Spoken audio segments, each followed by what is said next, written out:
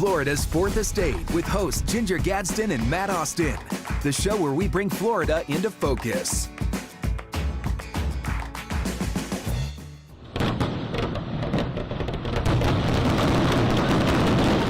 This particular event is the 45th annual fireworks at the fountain. We are just 2 days away from Independence Day.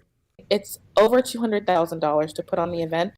And the city of Orlando is ready to put on a show. Where there are over 100,000 people, probably closer to 150, that are going to be coming to this event. What you need to know before you head out to fireworks at the fountain.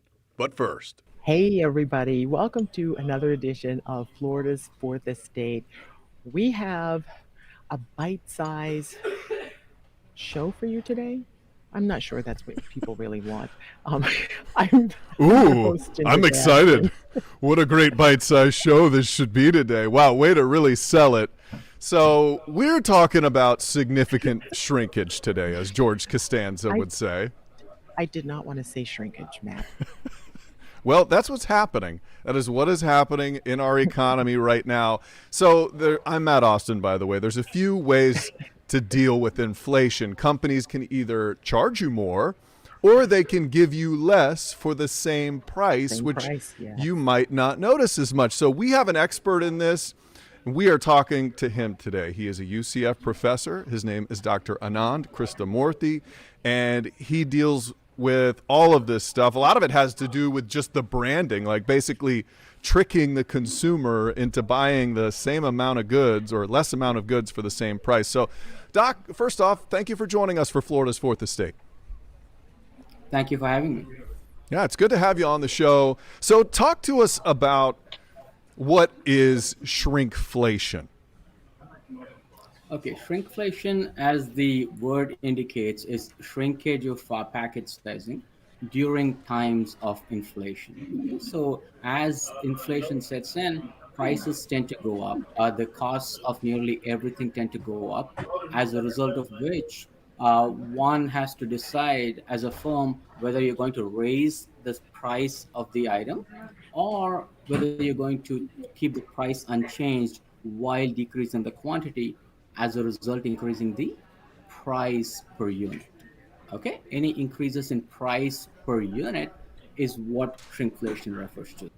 But very often it seems like it's such a deceptive practice because no one's going to announce, hey, we're going to give you less for the same amount of money. Instead, I've noticed they just subtly change packaging and hoping that you don't notice. I noticed it in Gatorade. It was 32 ounces, and the price at Publix has been the same forever. And all of a sudden, the bottle is a little smaller. It went from 32 to 28, but it's the same price. They're not going to announce that you're getting, less stuff for the same price. Why do you think they just don't let you know that this is happening? It seems a little deceptive to me. Okay, a couple of things here. One, firms will routinely pitch this as product innovation. I can give you a few examples. Let's pick the Gatorade example for one. Gatorade, in this case, PepsiCo argued that the size of the packaging decreased, not because they wanted to provide less of the item, but because these bottles or containers were becoming less easy to hold. So what they did was they introduced a groove in the middle of the packaging, which makes the product easier to hold. And so this is positioned less as shrinkage, more as product innovation. This is one of those, but there might be cases where there's actual innovation going on, because Bounty for a long time has claimed that their paper towels are more absorbent today, as a result of which you don't need as much paper towel in one sheet. Therefore, that size has shrunk. That is, there's fewer sheets of paper towels in one roll. Usually consumers tend not to notice this, or these kinds of instances go unnoticed. Potato chips, cookies, chocolate bars come to mind. Their firms are benefiting from this idea that there's actually a public health benefit to consumers as well, from consumers consuming less. Okay, and let's take a chocolate bar, for example. They used to be much longer 10, 15 years ago. They're not as long today. However, the point is, when it comes to eating chocolate, the most benefit or happiness one gets is from the first few bites of eating into the chocolate.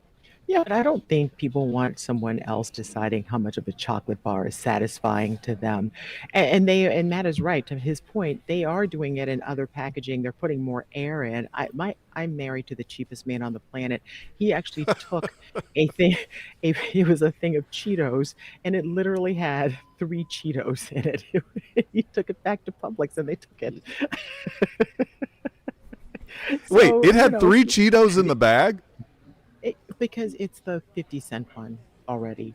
It's 50 cents, but he took it back You should and get more got rid of the Cheetos bag. That's, than 3 for 50 cents. You yeah, should. that's a much higher expense, higher quality Cheeto than I am aware of. So three pieces for 50 cents is out there. But keep in mind, a lot of this has to do with costs going up. Okay, so the point is, it is probably a bit easier for firms to explain what's going on now because costs have gone across the board, whether it's wages, whether it's gas, transportation, packaging, raw material, product, what have you. All these costs have gone up, at which point it becomes slightly easier for firms to explain this as an increase in cost. The other point I do want to bring up is what happens when inflation goes down?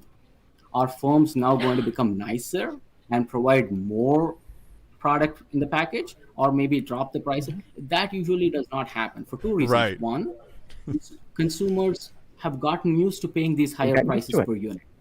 Then would you change? And then why would you do it when nobody else is doing it? Walmart isn't doing it, then why would Target do it, right? So the point is, nobody wants to do this because consumers get used to paying these high prices, and there's more money to be made. The other thing that drives such behavior is during times of inflation, you pay your employees more, wages are higher. When inflation dies down, are you suddenly going to stop paying your employees less? No, right? Nobody wants to take a pay cut. So then, if those wages don't go down, how can firms manage to bring prices down yet remain profitable when a huge chunk of their expense in terms of wages and benefits have not really gone down? Right. So that's the reason prices don't Yeah. come down. Package sizes usually tend not to increase as inflation disappears. Thank you for enlightening us on shrinkflation Shrinkflation. because it's something that a lot of us just don't even notice while it's happening. I know the price I pay for things, but I'm not feeling Mhm. around in the bag or measuring the container to make sure it's the Yeah. appropriate amount. Now I will be. I'll be looking for it. Doctor, thank you so Just get much. used to it. Small is the new big. There you go. Thank you for having me. It's our pleasure. Nice to Thanks, see you. Doc. Stay with us. We will be right back with a closer look at what you can expect at this year's fireworks at the fountain.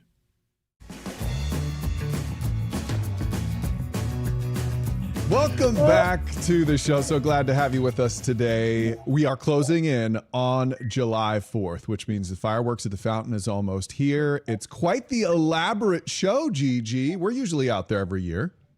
Yeah, we've been out there every single year. I love this time of year. So many people show up, and it is always, always spectacular. It's one of those moments where after it's done, all you can say is God bless America because it is so spectacular. So, how does all that happen? Who makes it happen? Who makes things go boom, right? Okay, so we have a very special guest joining us. Her name is Pavla Paul, and she is with the city of Orlando. Pavla, it's so nice to see you. Thank you for joining us. Hi, thank you both so much for having me. This is really awesome. Yeah. So we understand. Okay, so this is your first year doing fireworks at the fountain, but I know you're familiar with it. Why is this so exciting for you? Because you were telling us it's pretty exciting. Yeah, honestly, everyone is so excited to be back outside and really enjoy their community and all the activities going on. This particular event is the 45th annual fireworks at the fountain, so everyone's really excited to get out and enjoy one of the biggest events the city of Orlando puts on. It is the biggest. What does it take to put on the biggest? And I may be a little biased because here on News 6, we are partners with you guys, but it is the best. Yeah. What does it take to do that? Oh man, it takes a lot of moving pieces, several different departments within the city of Orlando. Of course, great partners like WKMG Channel 6 and Cox Media Group. Several it's a heavy lift, but many hands to help out. Do whatever, or do we have some safety precautions in place? Of course, there are always safety precautions in place, but we also want to make sure that everyone enjoys the event. If we want everyone to come out to mask if they feel so comfortable to do so. Of course, there'll be hand sanitizer stations for those to keep everyone safe. But again, we're expecting about 150,000 people from around Orlando to come enjoy this event. So do what you feel is safe, but of course, there'll be several safety precautions in place to make sure everyone is comfortable to enjoy the 4th of July. And no pressure, but they all want the best show because the 4th of July, it only happens one time, right?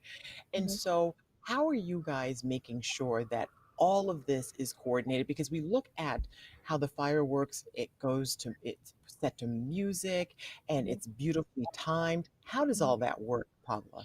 So, our fireworks vendor and between myself, our fireworks vendor, and the Orlando concert band, the three of us kind of get together. We share what the show looks like, and the band kind of creates music, and they put it together to where they time it perfectly. It's kind of what makes the magic happen for everyone on the day of the event. Yeah, and that's a bit of a dance in itself right there, because usually I get the honor of being on stage, and I introduce the mayor, who then brings in the fireworks. We have a band playing music with everything syncing together in this magical, terrifying moment as we're trying to deal with live TV and people who are actually there, the hundreds of thousands of people. So do you get in that moment when everything's about to happen, when the mayor's about to say, all right, let's light up the sky, you're going to be terrified, right? I mean, this is your first year for it, so you're going to be like basically the most nervous person out of all the people watching. 1,000%, 100%. I'll be terrified, but honestly, it's that fear that also makes it really exciting. We plan so far in advance with this. It kind of starts like 6 months back, like right after the holidays. So all the planning, of course, we know it's not for naught. It's terrifying, but also exciting at the same time. You rehearse all of these fireworks because you can't have a run through with the fire. I mean, how do you do that? Honestly, it's a big part of it is trust in our fireworks vendor and to make sure that they kind of know what's going on. They educate us and show us what the show will look like. And at a certain point, we put it in their hands to go ahead and make it happen. Ooh, that's a lot of trust. That is a lot of trust because in years past, and I know you're familiar with some of the things that have happened, we've had cities, Orlando, thank goodness, where the vendor didn't come through, or in other cities and other states, the fireworks started and it all went off at once. And in Yes. 15 seconds, it's Makes done. for a really great couple of seconds. And people are planning their whole day around this. Do you guys have any contingency plans, or that just is not going to happen? Honestly, I think it's one of those things that we just put a lot of faith in our vendor. We've worked with them for so many years, so they kind of know what to expect and what should go on. But they also bring extra just to instead of a 20-minute show, it may be like a 10-minute show or something. But something will go off. We have faith that it'll be the best show yet. Planning out and getting their spot. What is the best advice for someone who's wanting to come out and enjoy some fireworks at the fountain? Absolutely. Like you mentioned, show up early. Again, like I said before, there are over 100,000 people, probably close to 150, that are going to be coming to this event. So show up early, find a good spot. I would say also we live in Florida, so prepare for inclement weather. So bring an umbrella, bring some sort of shade, a hat, some sunscreen.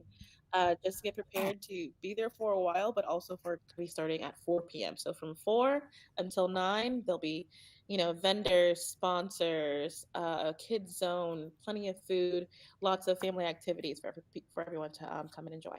How many booms, how many fireworks are you guys planning on setting off? Because I thought last year was pretty big, and people always love it when you can give them numbers about something spectacular. How many idea how many fireworks the vendor might be going through? So total, we have, I want to say 1,260 fireworks that are set to go off with about, I believe it's 1,032 booms. So a lot of action, a lot going on. Just expect a lot of noise, but it's going to be a lot of fun. What if people always ask, okay, all those fireworks, how much does something like that cost? Oh my goodness. It's a pretty big number. I would say it's over $200,000 to put on the event, but we're so thankful for all of our partners and sponsors because they help offset some of those costs. But I would say it's around the $200,000 mark. So where will you be perched this year for your first time experiencing it in your new position? Oh my goodness. I probably, from what my colleagues share with me, is that the best place to catch the fireworks is on the back end of the amphitheater. So I will probably be tucked away, enjoying the beautiful show once it goes off at 9:15. So that's where people can find me. I can tell you that is the best spot, and that's usually where I am. I run behind the stage after, and it is a great view of everything. And I'm excited for you to see it for the first time because it is really a great event, and we're excited to partner with the city of Orlando to make it all happen. It's going to be fun. We're going to be sweaty. Like if you see me out there, just stay outside of like a 5-foot radius because there's going to be some stank, some cloud. Because I'm going to be sweating out there. Gigi, I know you don't sweat, you sparkle, so we don't have to worry about that. But your Axe body spray is not going to work. It's not going to be enough. No, You're going to need a little bit more. I'm going to bring a vat of it out there. I'm just going to dive in every 30 minutes. So if you get out there, come early, come say hi to us. And if you see Pavla, say hi to her as well. And if it goes poorly, don't blame us. You can blame that person right there at the bottom of your screen. Do not say Don't that. do it. Not, I know. Don't. I'm all about diverting the blame. That's what I'm all about. So thank you so We're much. looking forward to it. And thank you so much for taking the time to talk a little bit about it, because it really is one of our favorite events we do here station-wide. Absolutely. Well, thank you both so much for having me. I'm really excited and looking forward to seeing you both on the 4th of July. All right. We'll see you then. Bye. Thank you. Bye. We'll be right back with a look at next week on Florida's Fourth Estate. Thank you so much for staying with us, but be sure and join us next week if you want to figure out how to become like a really big influencer. That's right. We're going viral, and with some Floridians who have millions and millions of followers, specifically on TikTok. This has truly changed their lives and become their entire job. We'll teach you how they do it and show you some of their stuff coming up next week on Florida's Fourth Estate. We're going to TikTok about it.